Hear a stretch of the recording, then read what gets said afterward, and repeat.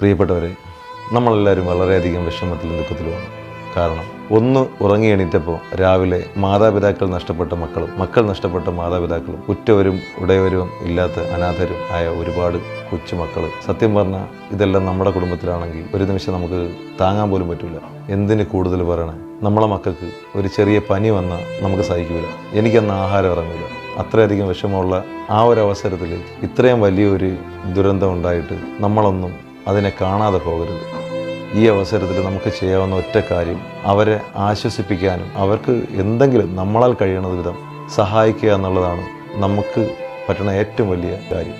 ഇതുപോലുള്ള പല പ്രതിസന്ധികളും മറികടന്നതാണ് നമ്മൾ മലയാളികൾ. ഈ അവസരത്തിൽ നമ്മളാൽ കഴിയുന്ന വിധം അവരെ സഹായിക്കാൻ ശ്രമിക്കണം. ഞങ്ങളുടെ ടീമിൻ്റെ ഒരു ദിവസത്തെ വരുമാനം മുഴുവനായി വയനാട് ദുരിതബാധിതർക്ക് കൊടുക്കാൻ ഞങ്ങൾ തീരുമാനിച്ചു. നഷ്ടപ്പെട്ടു പോയ ജീവൻ നമുക്കൊരിക്കലും തിരിച്ചു പിടിക്കാൻ പറ്റില്ല.